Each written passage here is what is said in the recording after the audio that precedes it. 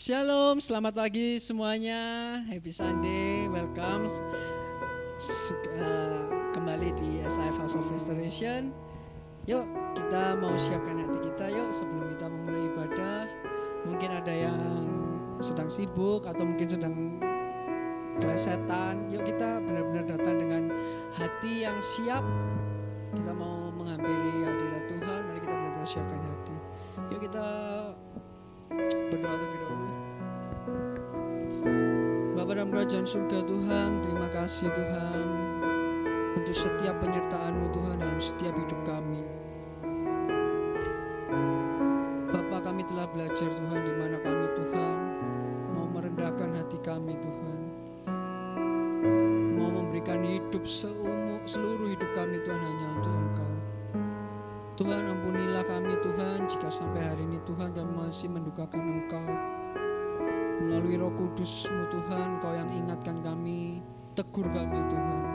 Dan juga buat dari hati kami Tuhan, kami tak mau berkeras hati Tuhan. Karena kami Tuhan mau mengikut Engkau seluruh hidup kami. Terima kasih Tuhan.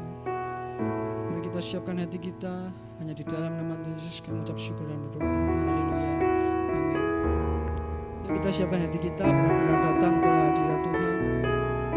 Thank you Jesus God. Katakan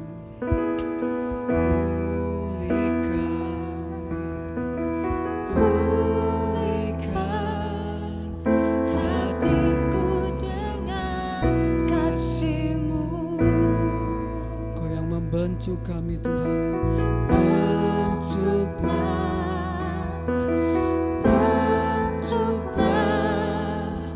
hatiku jadi seperti-Mu.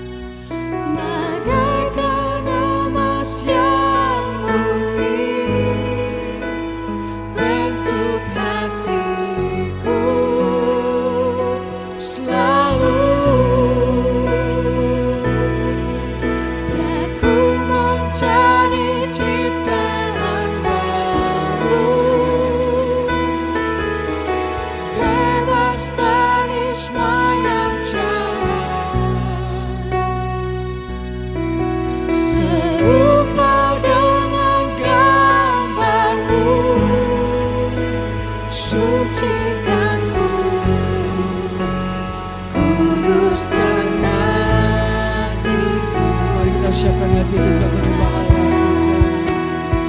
Terima kasih Tuhan. We worship you Jesus God. Kau yang memulihkan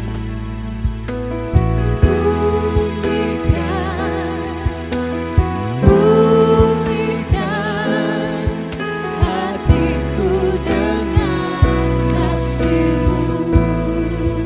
Kau yang membentuk kami, bentuklah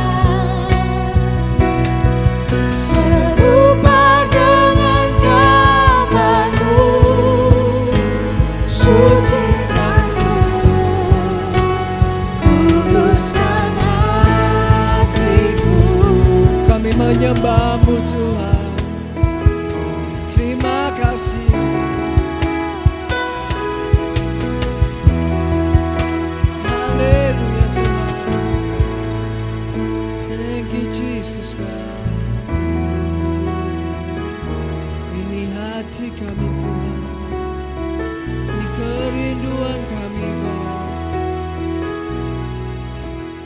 Kami mau memberikan seluruh hidup kami.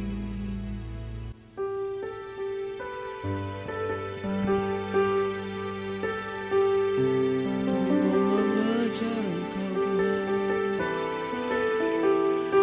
Terima kasih.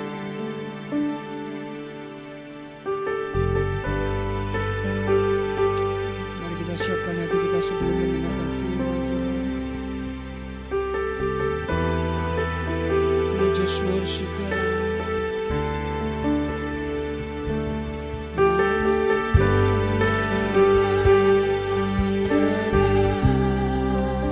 Mari kita sembah Allah kita.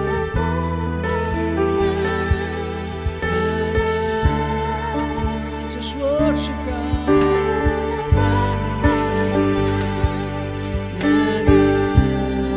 Thank you, Jesus, Lord.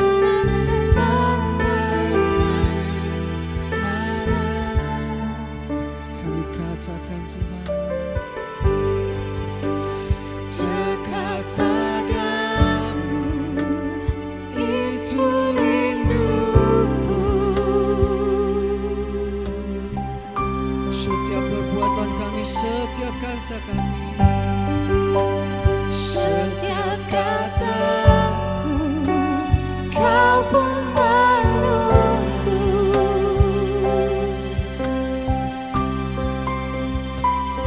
Tak kusangka ku temukan satu kasih yang abadi. Kini ku datang dan ku bawa hidupku.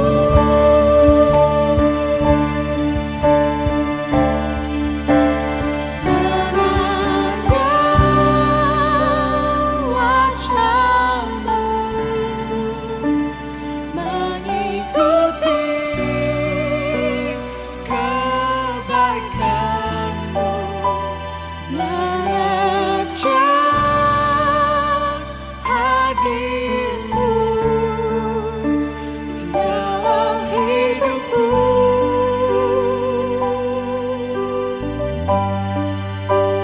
Membawa sembahku. Mari katakan dengan iman kalian.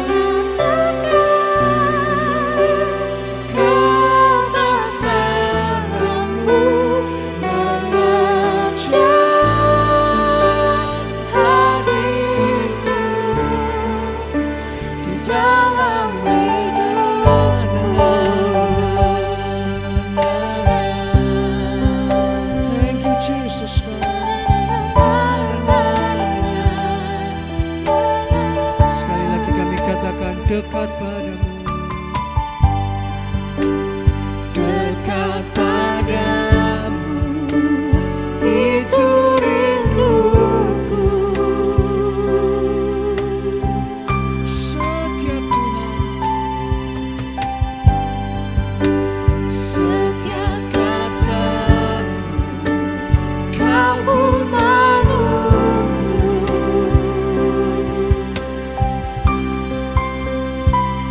Tak kusangka ku temukan satu kasih yang abadi. Kini ku datang dan ku bawa hidupku.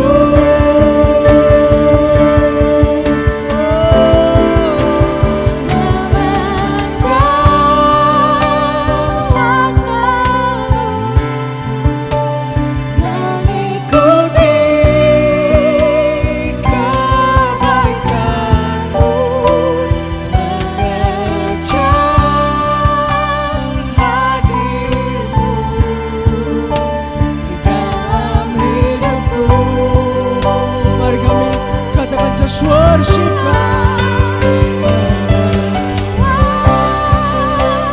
Sembahmu menyatakan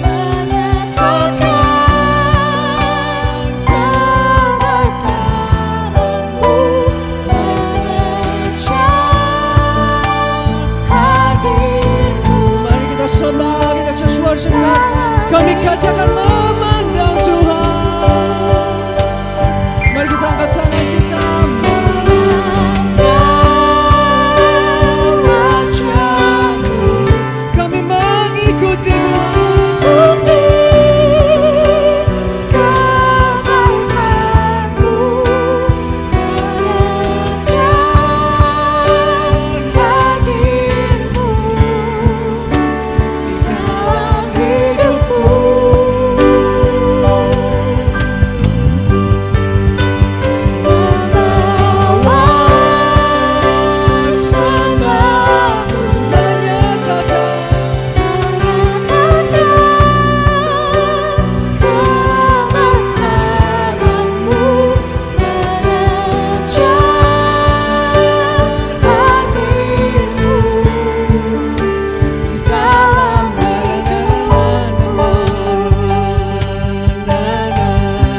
Just worship God.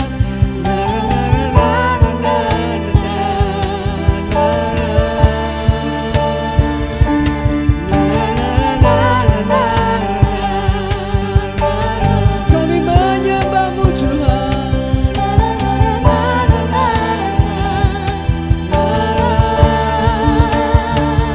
Membawa sembahku.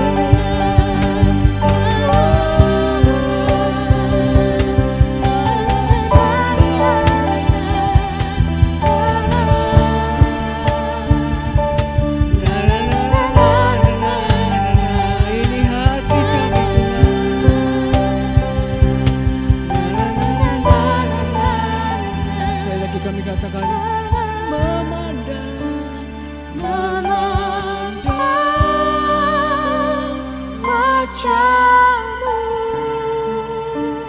mengikuti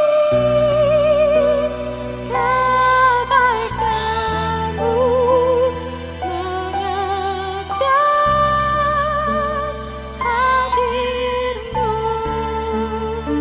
di dalam hidupku.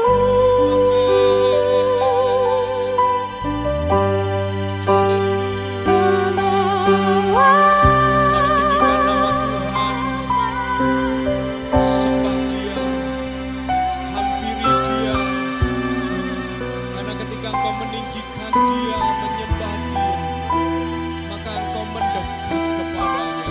Amin, haleluya. Di dalam hidupku. Amin, amin, haleluya, haleluya. Haleluya, haleluya. Bapa di dalam surga, kami sekali lagi menghampiri Engkau ya Tuhan. Sebagaimana pujian yang kami baru saja nyanyikan, kami merindukan hadirat-Mu ya Tuhan. Hadirat-Mu yang bukan hanya sekedar sebatas perasaan, tetapi hadirat-Mu yang nyata, yang membuat hati kami menjadi begitu menyadari tanpa Tuhan kami tidak mampu dan tidak sanggup berbuat apa-apa. Kami mau berdoa ya Tuhan pagi hari ini. Tuhan, kami mau melihat, memandang wajah-Mu Tuhan. Di dalam firman-Mu wajah Tuhan itu berbicara tentang bagaimana mereka umat-Mu mengalami kebaikan Tuhan. Umat-Mu mengalami kesucian Tuhan. Ada satu rasa takut dan gentar bahwa Engkau adalah yang mulia, Allah yang tinggi, yang besar. Sementara kami sebenarnya adalah manusia yang terdiri dari debu dan tanah, tapi Engkau memberikan nafas kehidupan kepada kami. Dan bahkan Engkau menyerahkan anak-Mu yang tunggal bagi setiap kami. Kami menjadi begitu kagum akan kasih-Mu Tuhan. Terima kasih Tuhan. Pagi hari ini kiranya Tuhan Engkau hadir di tengah-tengah kami. Engkau sudah hadir bersama dengan kami. Engkau juga hadir di rumah-rumah. Engkau hadir dimanapun setiap kami yang sedang menyembah kepada Engkau ya Tuhan. Terima kasih Tuhan. Kami siap dengarkan firman-Mu dalam nama Yesus. Amin. Amin.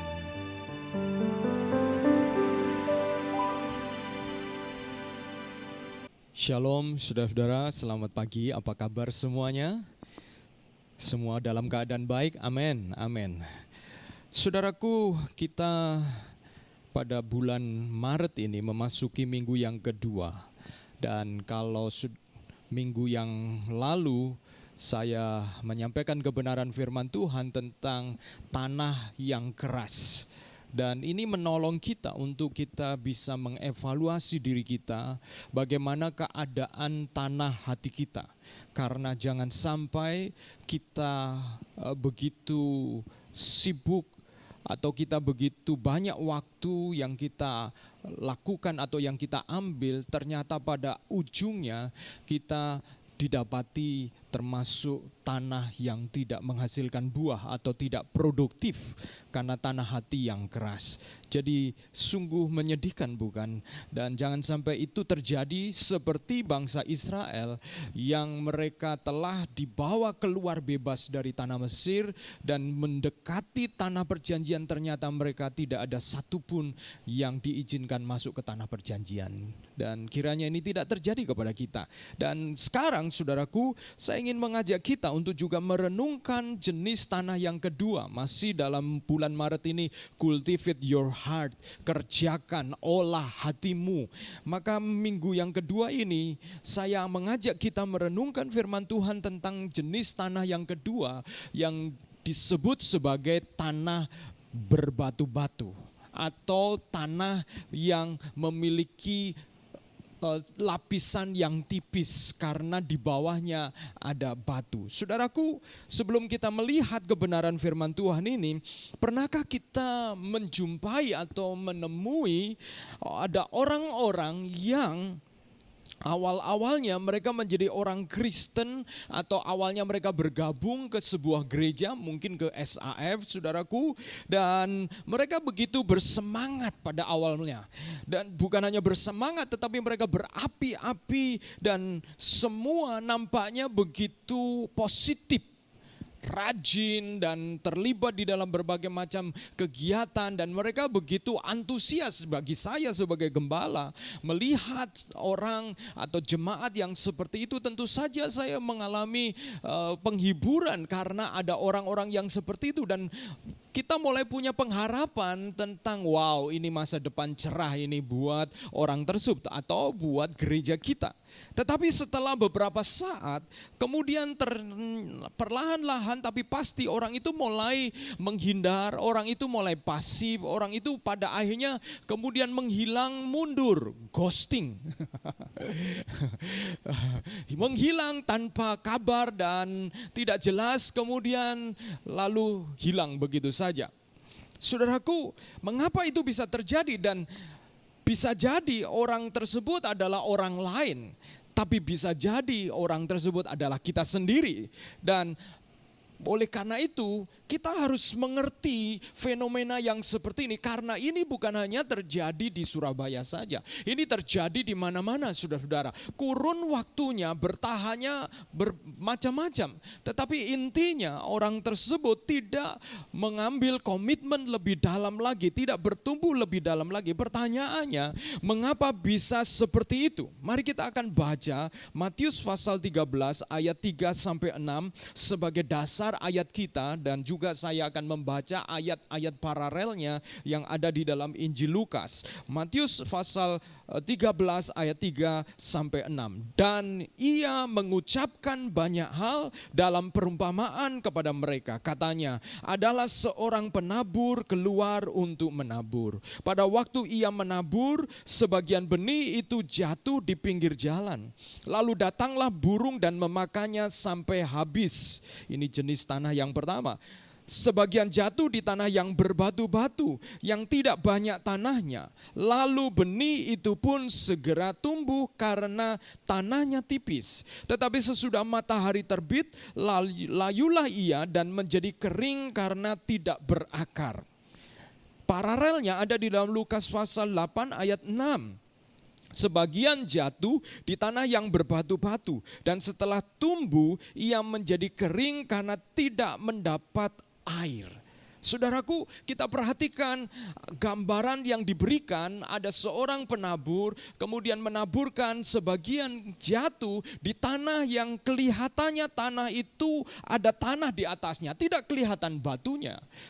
Tetapi ada tanah, dan ketika jatuh benih itu lalu kemudian tumbuh.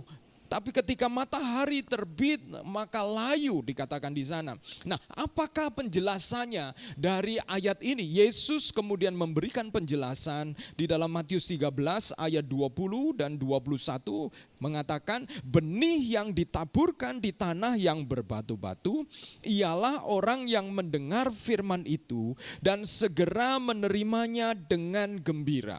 Tetapi ia tidak berakar dan tahan sebentar saja.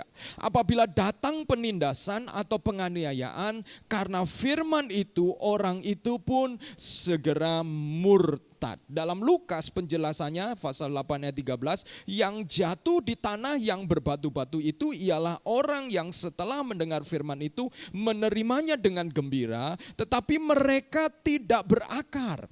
Mereka percaya sebentar saja dan dalam masa pencobaan mereka murtad. Kedua penjelasan Yesus menulis ada beberapa hal yang mirip, tetapi ada hal yang sama. Pada akhir dari semua benih yang tumbuh itu, pada akhirnya dikatakan murtad, saudara-saudara. Wow.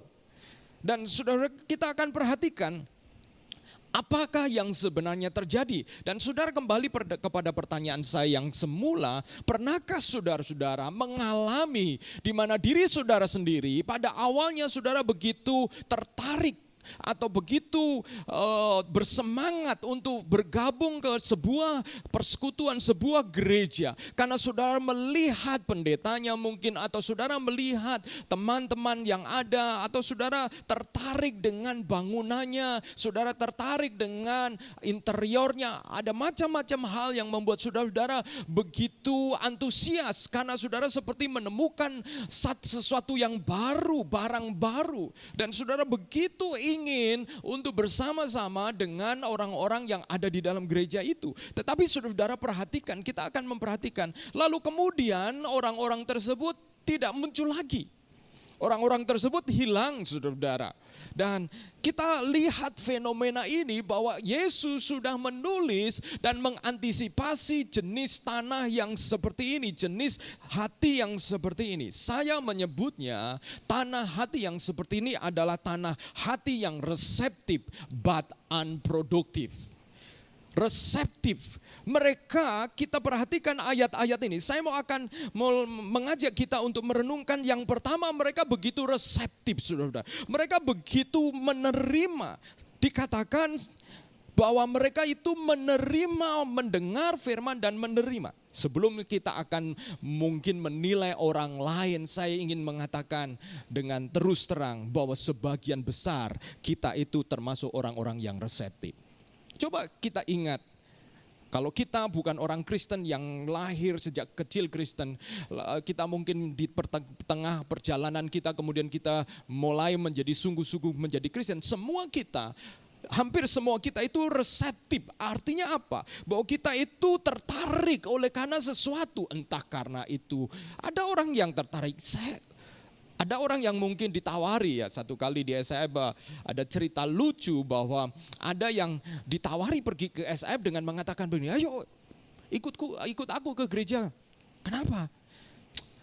Aduh, meme-memenya cantik-cantik. Wah, saudara-saudara, ditawarkan seperti itu. Dan saudara-saudara, ada hal-hal yang kemudian ditawarkan sebagai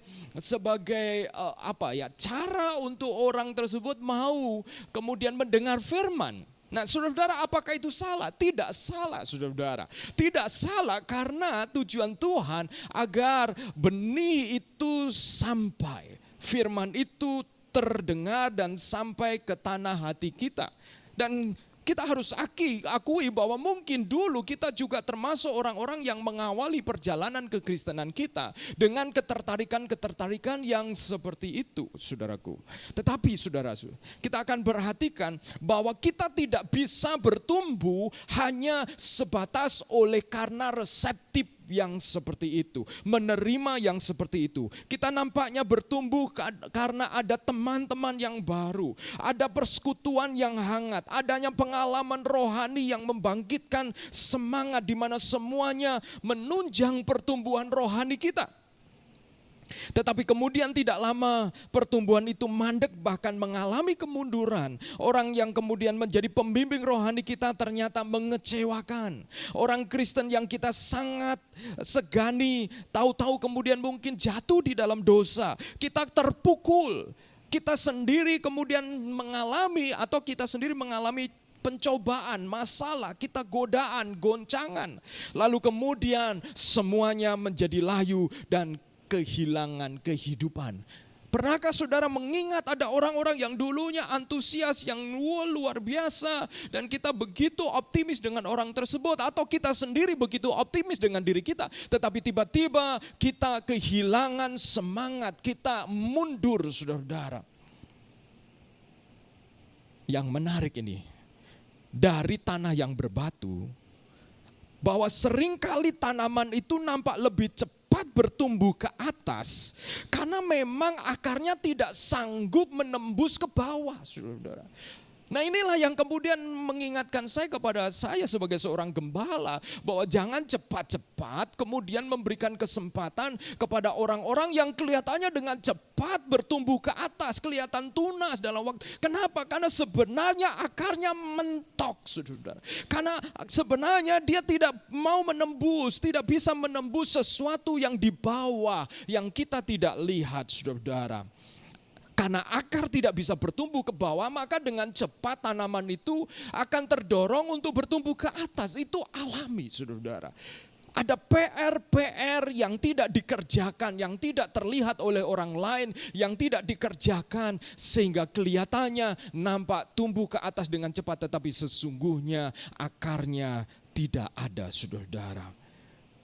Tentu saja, saudara, benih tidak mungkin bertumbuh kalau ada batu yang seperti itu. Apa masalahnya di sini, saudara? Masalahnya apa di sini? Saudaraku, mari kita akan perhatikan firman Tuhan.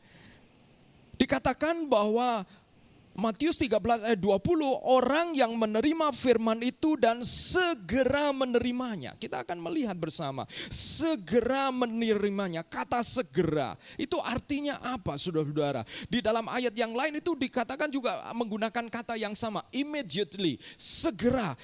Saya tertarik dengan kata yang dipakai oleh Tuhan Yesus ini.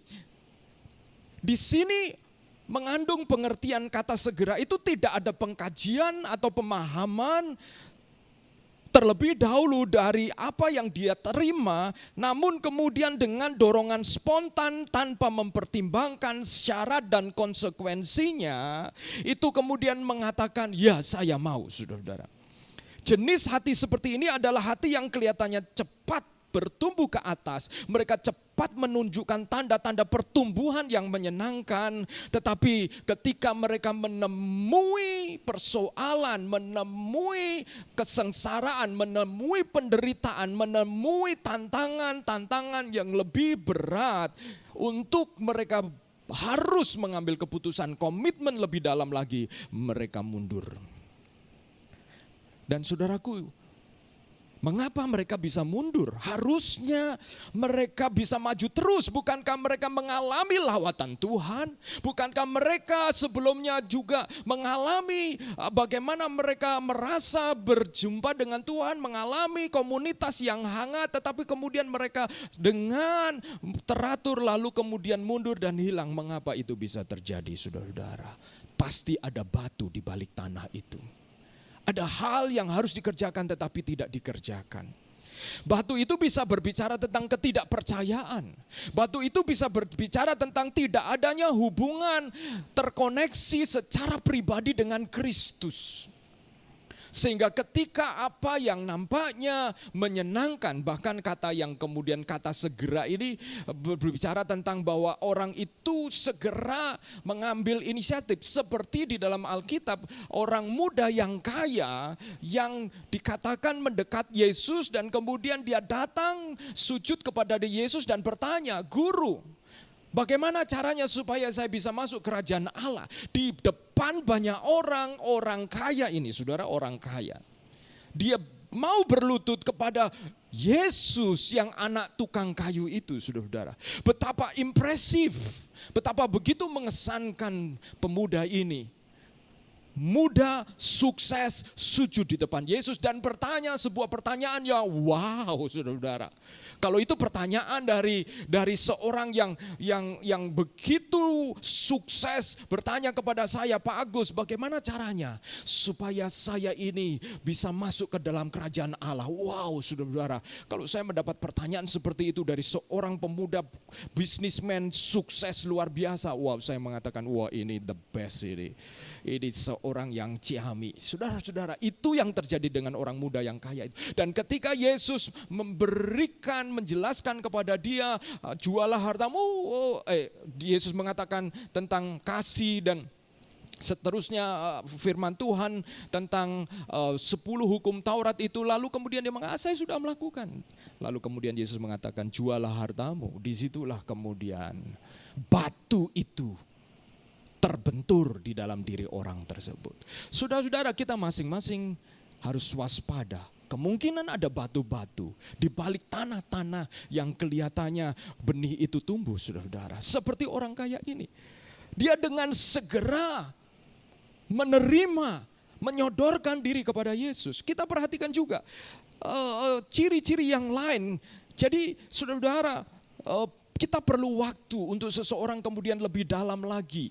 Dan yang berikutnya dikatakan Matius pasal 13 ayat 20 itu dikatakan menerima firman dengan gembira. Ada euforia, ada kandungan emosional di sini, saudara-saudara. Berbeda dengan jenis tanah pertama, itu langsung tidak bisa bertumbuh keras. Tetapi di sini ada kandungan emosional, saudara-saudara, dengan gembira. Ini adalah pengakuan, saya melihatnya sebagai pengakuan daging akan janji-janji yang membuat kita bergembira, saudara-saudara. Oke, janji Tuhan itu luar biasa. Dan saya yakin bahwa Tuhan adalah Allah yang setia. Tetapi ada orang-orang yang mereka mengejar Yesus, mencari Yesus, karena mereka suka being surround, mereka suka di sekitar Yesus yang famous, yang terkenal, saudara-saudara. Hati-hati, saudara-saudara. Oke, saya tidak against, saya tidak melarang saudara-saudara untuk ngefans dengan pendeta terkenal, tapi saya perlu membawa saudara untuk bertanya. Kalau saudara imanmu hanya didasarkan kepada pendeta yang terkenal itu, dan satu kali saudara akan menjumpai bahwa pendeta itu mengecewakan saudara-saudara. Apa yang menjadi respon saudara-saudara? Di sini dikatakan menerima dengan gembira. Dan hati-hati saudara-saudara, karena ini bisa jadi pengakuan daging akan janji-janji berkat Tuhan, akan kebahagiaan, akan instan, kebutuhan yang terpenuhi secara instan, namun bukan respon conviction of sin, kesadaran penyesalan akan dosa. Kenapa? Karena Kristus datang. Dia datang terutama sebagai penebus dosa manusia. Dia datang sebagai penyelamat. Jadi respon yang wajar bukan pertama-tama tentang janji berkat dari Tuhan, tetapi bagaimana kita sebagai orang berdosa menyadari keberdosaan kita, menyesali diri kita. Karena kalau saudara mengawali hidup dengan melihat Tuhan sebagai Tuhan yang memberikan hidup berkelimpahan, maka kita akan melihat Tuhan seperti mesin ATM dan kita akan memerintah Tuhan dan bukan Tuhan yang memerintah kita, saudara-saudara. Dan akhirnya apa? Akhirnya melahirkan orang-orang Kristen yang memperalat Tuhan dan bahkan memperalat firman Tuhan. Dan justru bukan sebaliknya, saudara-saudara. Karena ketika Di sini dikatakan menerima firman dengan gembira. Mengapa menerima dengan gembira? Tertarik kepada hal-hal yang sifatnya adalah sensual. Sensual itu saya berbicara tentang sense ya. Yaitu mata, telinga, feeling good, saudara-saudara. Oh, saya suka WL-nya. Oh, saya suka. Saya tidak menyalahkan itu semua. Kita harus memberi yang terbaik sebagai gereja Tuhan. Tetapi sebagai gereja Tuhan kita juga harus menyadari bahwa ada orang-orang yang bisa terjebak hanya di situ. Dan itu cirinya mengapa ada orang yang mengejar konser-konser tapi tidak pernah mengalami perubahan hidup. Dan yang lebih menyedihkan lagi, mereka pindah gereja dari satu ke gereja. Kalau satu gereja baru muncul yang lebih ngetren, mereka kemudian pindah ke sana lagi, saudara-saudara. Dan saya bertanya, model kekristenan seperti ini, bisakah kita menaruh sesuatu yang lebih berharga, lebih long term, saudara-saudara?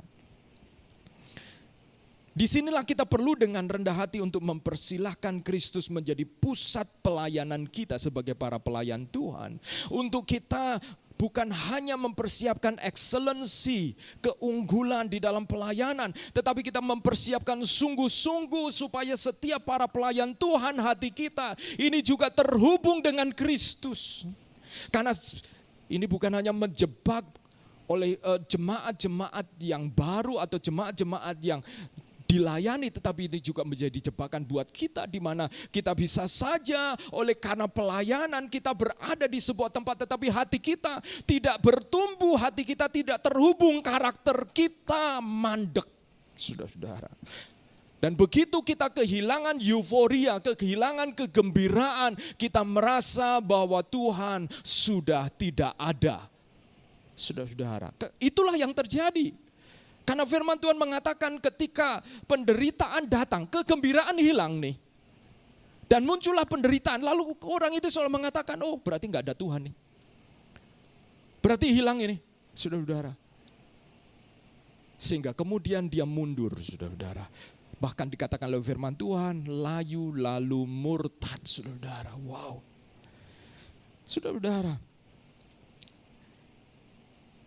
Kita juga perhatikan, dikatakan di sana Matius 13 ayat 6, tetapi sesudah matahari terbit layulah ia dan menjadi kering karena tidak berakar. Jenis tanah yang berbatu itu dikatakan benih yang ditabur di sana kemudian tidak berakar, bertumbuh tapi tidak berakar.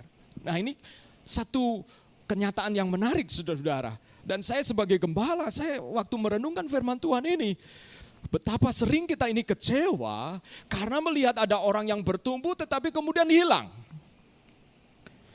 Kemungkinan besar bertumbuh tapi tidak berakar, saudara-saudara. Seperti kata firman Tuhan. Orang ini lebih bersifat emosional tetapi tidak sampai menjadi karakter. Itulah tantangan dari KKR-KKR besar, saudara-saudara. Yang kalau tidak diikuti oleh pemuritan, di mana banyak orang datang, maju di altar, menangis, hancur hati, lalu kemudian saudara-saudara setelah itu kembali hidup ke yang lama. Kenapa? Bertumbuh kelihatannya, tapi tidak berakar. Mengapa gereja SAF kita harus benar-benar menekankan pemuritan, dan saya mendorong untuk setiap jemaat masuk di dalam KTB-KTB supaya Anda bisa berakar. Supaya saudara bisa berakar. Organisasi gereja ini kan organisasi yang tidak mudah. Mengapa? Sebab semua yang melayani kalau di SAF itu tidak digaji. Sehingga otoritas yang muncul di sana itu bukan otoritas formal. Kalau sebuah organisasi yang melakukan hubungan dalam pengertian pembayaran, penggajian, saudara yang sebagai pemilik perusahaan, saudara punya otoritas formal. Di mana pegawai saudara terhubung dengan saudara karena ada gaji, saudara. Sehingga saudara bisa mengatur, saudara menegur. Tetapi kalau gereja tidak ada hubungan dengan gaji, saudara. Sehingga yang ada adalah otoritas moral. Nah, otoritas moral itu dikembangkan melalui apa? Dikembangkan melalui satu sumber moral yang sama, yaitu siapa? Kristus, saudara-saudara. Sumber moral kita yang sama. Begitu kita semua gembala, jemaat, seluruh pengerja tunduk kepada Kristus, maka di sanalah ada garis moral ketika kita melakukan ini semua untuk Kristus. Kita melayani untuk Kristus, kita bertumbuh, berakar untuk Kristus. Gembala melayani juga untuk Kristus, bukan untuk gaji. Saya tidak melayani untuk gaji, saudara-saudara. Saya melayani untuk Tuhan. Karena kalau saya melayani untuk gaji, berarti saya mulai fokus bukan kepada panggilan. Dan kalau fokus bukan pada panggilan, saudara-saudara, maka ada hal-hal yang kemudian bisa terjadi kompromi oleh karena gaji, saudara-saudara. Tapi di sanalah, saudara, di sanalah kita belajar untuk berakar. Dan saudaraku, kita perhatikan bahwa mengapa orang tersebut tidak berakar. Nah, saya ingat ada seorang hamba Tuhan yang mengatakan begini, too much noise but no power. Hati-hati dengan ibadah kita. Saya rindu dan kita sedang membangunnya. Ibadah kita bukan too much noise but no power.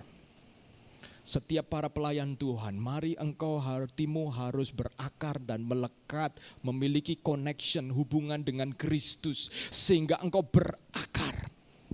Sehingga engkau berakar dan akhirnya pelayanan kita adalah demonstrasi, ekspresi dari kedekatan hubungan kita dengan Kristus. Sehingga kita enough noise with much power. Noise-nya cukup, saudara-saudara. Di SIP ini pemain musik, WL semuanya, saudara-saudara, kita bukan termasuk pemain-pemain kalangan-kalangan yang wow, ya saudara, skillnya skill dewa.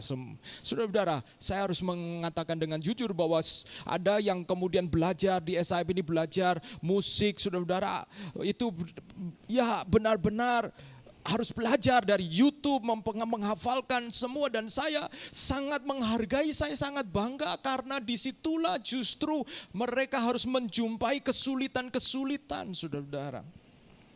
Skillnya bukan skill yang dengan serta-merta spontanitas kita bisa pilih lagu lalu kemudian kita nyanyi bersama-sama. Mungkin belum sampai di sana, tetapi ketika kita dekat dengan Tuhan, dengan Kristus, terhubung dengan Kristus, di sana ada kuasa. Amin. Ibadah-ibadah kita ada kuasa. Di dalamnya ada kuasa, di mana Tuhan bisa menghadirkan, menyatakan kehadirannya sehingga kita bisa berjumpa dengan Tuhan. Saudaraku, dan yang kedua adalah unproduktif, saudara-saudara. Tadi bicara tentang reseptif. Menerima dengan gembira, menerima dengan cepat, saudara-saudara, bertumbuh tapi tidak berakar, saudara-saudara. Nah, sekarang kita lihat unproduktif. Ketika ujian adalah masa-masa menentukan apakah saudara termasuk berbuah atau tidak, saudara-saudara. Masa pengujian dikatakan Lukas pasal 8 ayat 13, tetapi mereka itu tidak berakar, mereka percaya sebentar saja dan dalam masa pencobaan mereka murtad. Masa pencobaan. Saudara, di dalam kekristenan, saudara dan saya tidak mungkin tidak melewati masa pencobaan. Bahkan itu menjadi bagian dari perjalanan kekristenan kita. Alkitab sudah menunjukkan, Yesus sudah menunjukkan, saudara-saudara. Para rasul, semua tokoh Alkitab mengalami pencobaan. Bahkan Yakobus mengatakan, berbahagialah kamu apabila kamu jatuh ke dalam berbagai pencobaan. Jadi jangan kaget, jangan pernah berpikir kalau saya mengikut Yesus maka segala sesuatu pasti menyenangkan, segala sesuatu pasti lancar, usaha lancar. Saudara-saudara, apa yang saudara doakan lalu saudara menerima jawaban. Saudara-saudara, tidak. Ada waktunya Tuhan mengizinkan saudara untuk dicobai. Kenapa? Karena Tuhan ingin melihat buahnya ini. Masa pengujian, saudara-saudara, semua hal yang menggoncangkan kenyamanan kita bisa menjadi pencobaan, di mana benih firman yang kita terima itu diuji apakah terus bertumbuh atau tidak. Komitmen, kesetiaan, ketulusan dan kemurnian kita mengikut Yesus diuji, saudara-saudara. Ketika saudara-saudara kita bertumbuh oleh karena teman-teman yang hangat, lalu kemudian mulai teman-teman itu melupakan saudara-saudara. Dan pada waktu itu saudara-saudara, disitulah saudara sedang diuji. Ketika saudara kagum dengan seseorang atau kagum dengan orang-orang tertentu, pemimpin-pemimpin, kakak-kakak rohani. Lalu kemudian ketika orang-orang itu mulai tidak sesuai dengan apa yang saudara harapkan, saudara mulai kecewa, disitulah saudara diuji. Ketika saudara-saudara awal-awal mengikut Tuhan, lalu saudara memulai usaha dan saudara mendapatkan kemudahan-kemudahan, tetapi kemudian saudara mengalami kesulitan di dalam usaha saudara-saudara, saudara sedang mengalami ujian. Disitulah saudara-saudara sedang mengalami ujian. Dan kiranya kita tidak menjadi tanah yang kedua ini, di mana kemudian layu saudara-saudara. Kesengsaraan dan penganiayaan itu bisa menyebabkan kemunduran, pemicu kemunduran orang-orang dari Tuhan. Saudara, saya tidak membayangkan kesengsaraan seperti jemaat mula-mula dikejar-kejar, mau dibunuh, atau seperti kami pada waktu kerusuhan di Ambon, kami harus lari, bersembunyi, tidur di hutan. Saudara-saudara, mempertahankan diri, saya kemudian menjaga diri dan istri saya. Mungkin kita tidak mengalami itu, tetapi ada kesengsaraan dalam hidup saudara-saudara yang berhubungan dengan harapan saudara, tapi hari ini harapan itu belum menjadi kenyataan.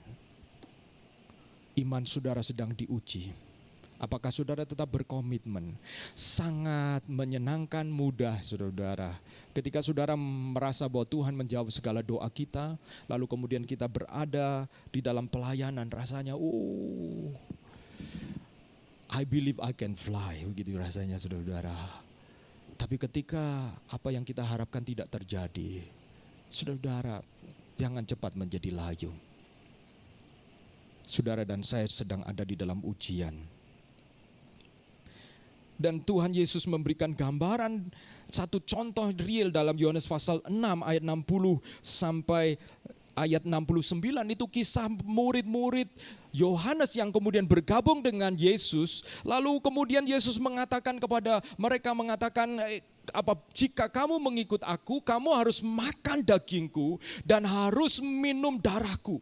Wow, saudara-saudara, itu sebuah kalimat yang menjijikan. Itu kalimat yang mereka kemudian bertanya, apakah artinya kami harus makan dagingmu? Sebenarnya yang Yesus maksudkan apa? Yesus maksudkan adalah kalau engkau mau mengikut aku, maka engkau harus menyatu dengan diriku, menjadi satu dengan Kristus. Tetapi perkataan itu begitu menggoncangkan mereka. Wow, ini ikut rabi yang aneh ini, saudaraku.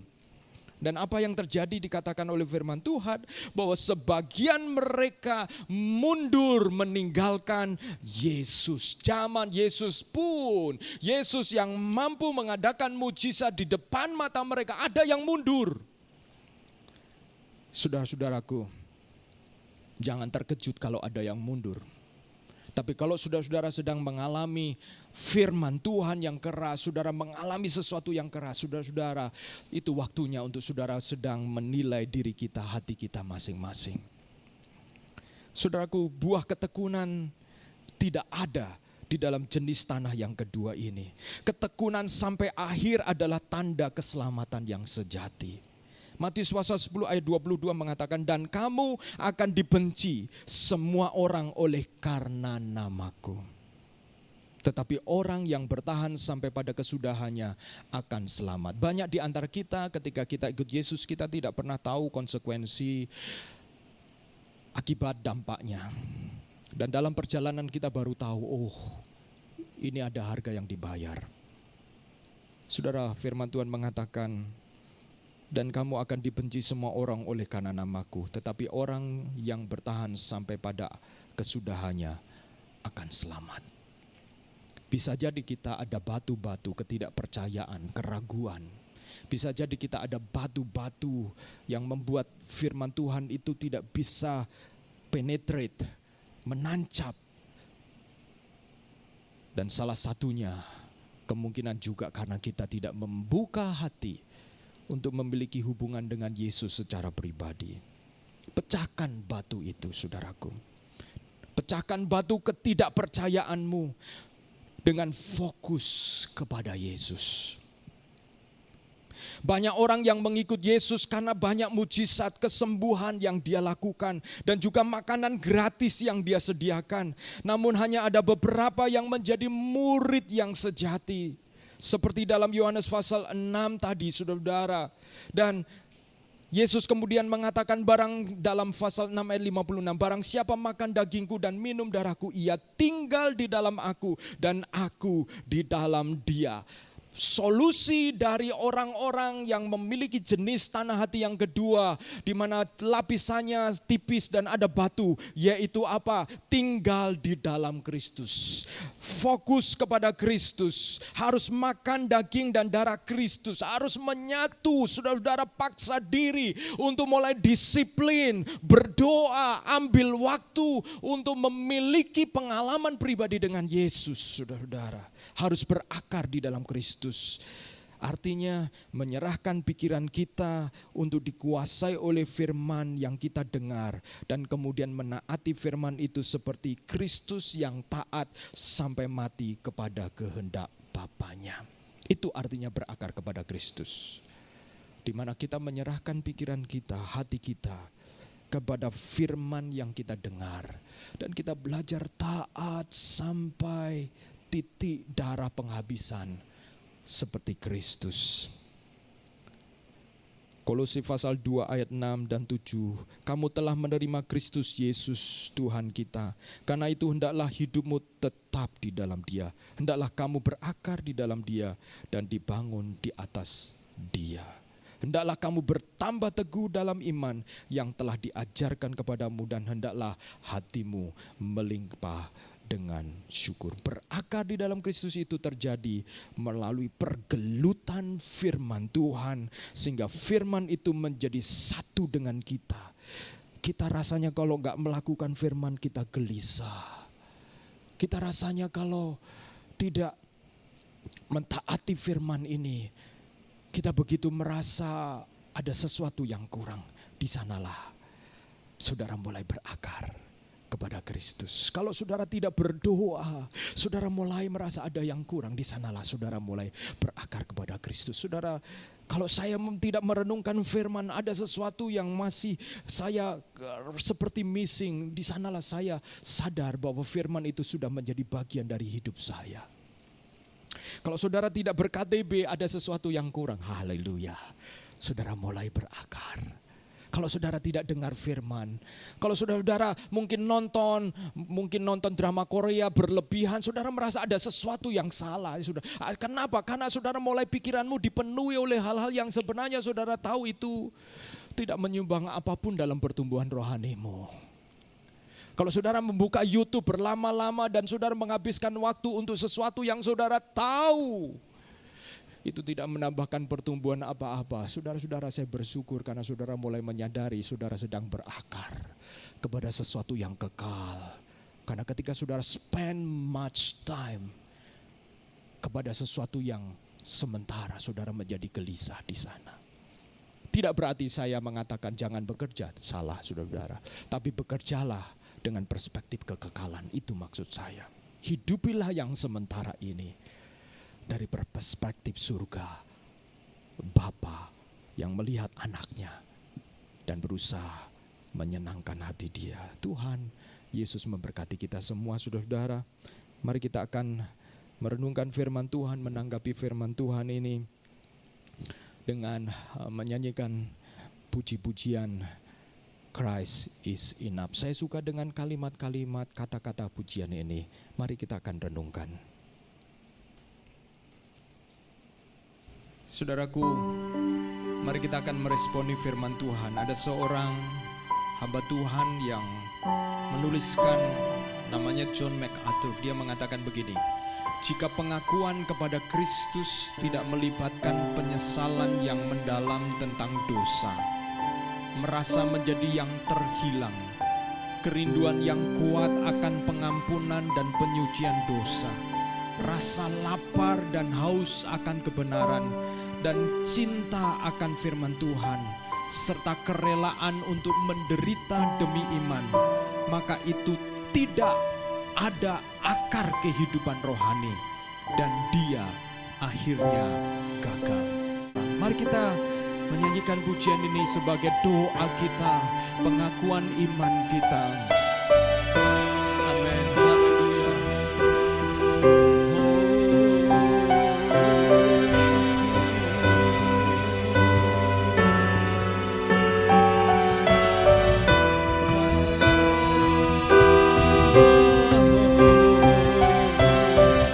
Jiwaku berjumpa dengan Engkau. Christ is my reward and all of my devotion. No, there's nothing in this world, katakan dengan iman, ever satisfied. Through every trial, my soul will sing. Amen. No turning back. I've been set free. Syukur, amen. Christ is enough for me. Katakan kepada jiwamu. Christ is enough for me. Everything I need is in you. Everything I need. 'Cause I all in you. Segala sumber sukacita. Amen. Hallelujah. And this hope will never fail. Mari kita bertekun di dalam Dia. Haleluya. Amen. Syukur.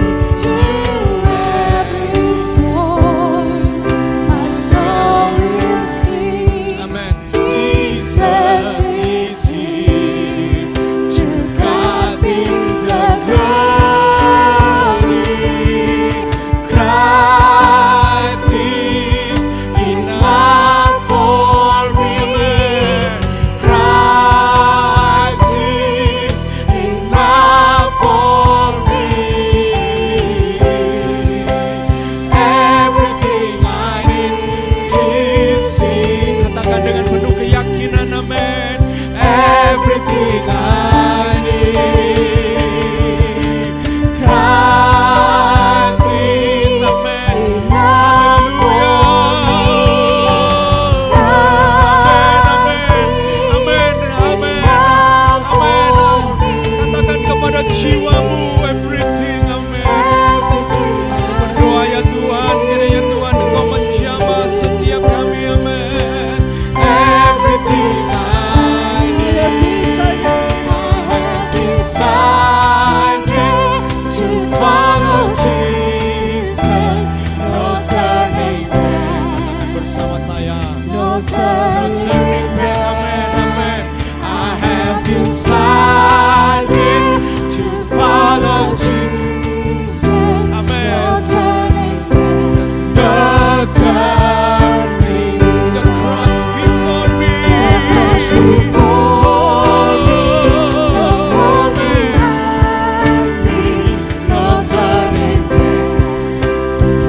No turning back. The cross before me. The world behind me. No turning back. No turning back. Amen, amen, amen. Christ is enough for me. Christ is enough for me. Amen. Mari Roh Kudus Engkau bekerja. Mari Roh Kudus Engkau melembutkan hati kami. Amin, amin. Mari Roh Kudus membawa pikiran kami terpusat kepada Engkau Kristus. Haleluya, haleluya, haleluya. Amin, amin. Haleluya, haleluya, haleluya. Haleluya, haleluya. Amin, amin.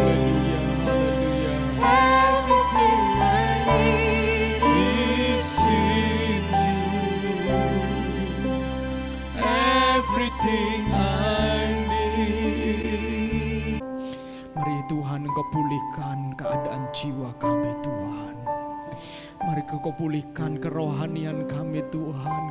Mari Tuhan Engkau pulihkan Tuhan pikiran-pikiran kami ya Tuhan, yang membuat kami tidak berakar kepada Kristus semata-mata ya Tuhan. Tuhan, kami berdoa ya Tuhan, hamba Tuhan, pemimpin bisa berganti, tetapi orang-orang yang terpaut kepada Kristus, mereka akan tetap tegak. Mereka tidak akan tergoncangkan Tuhan. Apa-apa berdoa Tuhan, Kau menolong setiap kami yang mendengarkan firman-Mu, agar kami menjadi tanah yang subur Tuhan. Akar hidup kami, komitmen kami hanya kepada Yesus Kristus. Terima kasih Tuhan. Terima kasih Tuhan. Jamah jiwa kami Tuhan. Jamah roh kami Tuhan. Jamah pikiran kami Tuhan. Roh Kudus bekerja. Roh Kudus bekerja. Haleluya, haleluya, haleluya, haleluya, haleluya. Hamba-Mu merasa bahwa ada di antara kami yang beberapa waktu ini sedang berjuang dengan kekuatannya sendiri. Engkau tidak sanggup berjuang dengan kekuatan-Mu sendiri. Untuk menembus akar-akar itu Engkau tidak akan sanggup. Engkau perlu bersandar kepada Kristus. Engkau perlu mengalami betapa kita semua terhilang tanpa Kristus. Engkau perlu mengalami betapa berdosanya kita tanpa Kristus. Dan engkau perlu mengalami merindukan pengampunannya, merindukan hadiratnya, dan merindukan firman-Nya tajam berbicara kepada kita semua. Haleluya, haleluya. Terima kasih Tuhan, terima kasih Roh Kudus. Hamba-Mu berdoa kiranya Tuhan Engkau menolong kami masing-masing. Kiranya Tuhan sekali lagi Engkau memurnikan setiap hati kami, motivasi kami, dan Tuhan memperbarui komitmen kami. Dalam nama Yesus Kristus, Engkau kuatkan setiap kami. Haleluya. Amin. Puji Tuhan, saya akan sampaikan pengumuman untuk 1 minggu ke depan kegiatan gereja kita SI House of Restoration. Saya menyambut setiap saudara-saudara yang baru pertama kali bergabung di dalam pelayanan online kami. Tuhan memberkati saudara-saudara yang bergabung bersama dengan kami dimanapun saudara berada. Saya berdoa kiranya pelayanan kami menjadi berkat buat saudara-saudara dan tetap bertumbuh menjadi murid Kristus yang sejati. Amin. Dan saya pagi hari ini ingin sampaikan bahwa nanti hari Selasa kita akan ada bersama-sama. Saudara, saya mengajak saudara bergabung di tengah-tengah pandemik ini. Bagi saudara-saudara yang ada di rumah dimanapun saja, saya mengundang kita untuk bergabung di dalam worship night jam 8 malam hari Selasa. Worship night akan ditayangkan secara online melalui Instagram, IG Live, SIMSBY, dan juga melalui Facebook kami. Kiranya Tuhan membawa kita sekali lagi menyuburkan tanah kita, karena kita perlu moisture ya, kita perlu kelembapan, kita perlu air, dan air itu bicara juga tentang hadirat Tuhan, kedekatan dengan Tuhan, sehingga perjalanan imanmu engkau tidak merasa seperti engkau sedang hidup di bawah hukum Taurat. Engkau merasa hidup oleh anugerah, karena sekalipun engkau melakukan kebenaran firman Tuhan yang sulit, tetapi ada hadirat Tuhan yang menguatkan engkau, memberikan kita kelembapan. Haleluya. Dan saya juga mengingatkan kita pada hari Kamis akan ada KTB, Komunitas Tumbuh Bersama, di Barat 1, Barat 2, Barat 3, dan KTB Timur. Juga secara online, bergabunglah bersama dengan kami. Ada di antara kami yang menggunakan Google Meet, platform Line, juga platform Zoom. Boleh DM kepada kami melalui Instagram kalau ingin bergabung bersama-sama. Kami sangat senang untuk kita bisa bertumbuh bersama-sama. Demikian juga saudara-saudara, saya mengucapkan terima kasih kepada saudara-saudara semuanya yang telah memberikan persembahan dan persepuluhan dan korban misi melalui rekening SAF yang ada di layar ini. Silakan saudara memberikan persembahan juga melalui rekening ini. Tuhan memberkati saudara-saudara, pekerjaan saudara-saudara, dan apa yang sedang saudara kerjakan, Tuhan menjadikannya berhasil. Amin. Puji Tuhan saudara-saudara, mari kita akan akhiri ibadah kita pagi hari ini. Saya mengundang kita semua bangkit berdiri, saudara-saudara. Kita akan bangkit berdiri dan kita mengucap syukur buat firman Tuhan, buat puji-pujian, buat hadirat Tuhan, buat kesempatan untuk kita beribadah bersama-sama. Haleluya. Dan mari kita akan berdoa bersama. Saya minta tolong Henny bisa berdoa menutup ibadah kita dan nanti kita akan bersama-sama menerima doa berkat. Ya, teman-teman, mari kita berdoa. Terima kasih Tuhan, kembali kami bertemu dengan Engkau Tuhan, meskipun masih melalui online Tuhan, tapi kami percaya Tuhan bahwa hati kami Tuhan masih mau Tuhan belajar untuk menjadi murid-Mu yang sejati Tuhan. Seperti kata-kata pada penyembahan kami terakhir ini Tuhan, bahwa Engkau adalah reward kami Tuhan, dan kami ingin seperti Engkau Tuhan. Biarkan kami menjadi tanah yang subur Tuhan, jangan seperti tanah-tanah yang kering ataupun berbatu Tuhan. Kami tidak mau keras kepala Tuhan, keras hati kami Tuhan. Kami ingin selalu mau Tuhan, tindakan kami, segala perkataan kami, hati kami selalu serupa dengan Engkau Tuhan. Kami siap Tuhan untuk mengakhiri ibadah kami Tuhan. Engkau yang akan berkati kami terus, Engkau yang akan menemani kami terus di setiap waktu. Terima kasih Tuhan, dalam nama Tuhan Yesus kami berdoa mengucap syukur, amin. Angkatlah tanganmu saudaraku dan terimalah berkat Tuhan. Tuhan menyinari engkau dan memberikan engkau, menghadapkan engkau wajahnya, memberikan engkau kasih karunia untuk engkau mampu disanggupkan menghadapi kesengsaraan, persoalan, kesulitan hidup, dan bahkan sakit penyakit yang engkau sedang derita. Mungkin engkau sudah berdoa lama, tetapi engkau belum juga menerima jawaban. Bisa jadi ini adalah waktu-waktu ujian buat engkau. Tetap berakar di dalam Kristus. Andalkan Tuhan, karena kesengsaraan akan menimbulkan ketekunan, dan ketekunan akan menimbulkan tahan uji, dan tahan uji akan menimbulkan pengharapan, dan pengharapan di dalam Kristus tidak pernah mengecewakan. Dikuatkanlah hatimu, dihiburkanlah engkau yang susah, dan dibuat engkau kuat yang lemah, dan diperkaya engkau yang miskin di hadapan Tuhan, di dalam kekayaan kebenarannya. Dan engkau yang haus dan lapar akan kebenaran, engkau akan dipuaskan dan dibuat tercengang bagaimana hikmat Tuhan dilimpahkan kepadamu. Diberkatilah hidupmu, diberkatilah hubunganmu, diberkatilah rumah tanggamu, diberkatilah keluargamu, diberkatilah hubunganmu dengan sesama saudara kandungmu, dengan orang tuamu. Diberkatilah engkau yang hidup bersama-sama dengan keluarga yang belum mengenal Kristus secara pribadi. Engkau sedang ditempatkan Tuhan dengan maksud-maksud mulia. Bertahan di sana untuk tetap menjadi terang, karena ada waktu Tuhan bagimu untuk melihat bahwa nama Tuhan akan dipermuliakan atas keluargamu,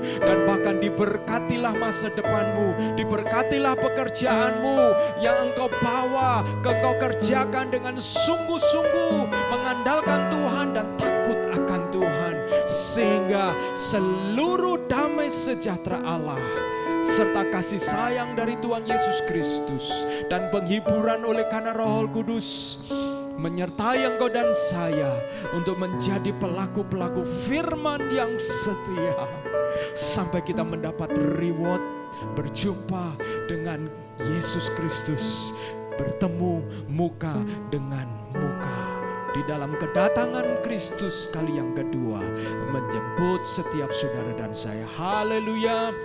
Amin. Puji Tuhan. Tuhan memberkati kita semuanya. Happy Sunday dan God bless you. Terima kasih buat setiap kru yang sudah melayani pagi hari ini. God bless you all. Haleluya. Amin. Sampai jumpa minggu depan.